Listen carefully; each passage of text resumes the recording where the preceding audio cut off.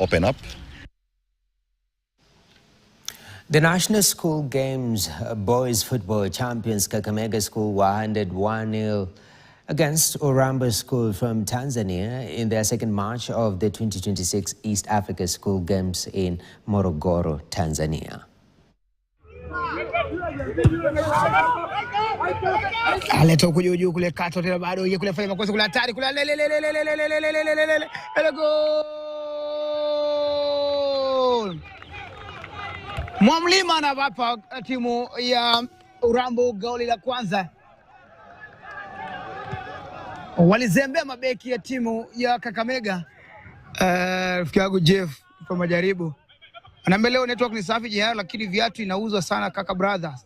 Kesho ni birthday ya mom. How can you miss this busa baridi safi? Hope unakumbuka. Asante. The first trophy of the 2026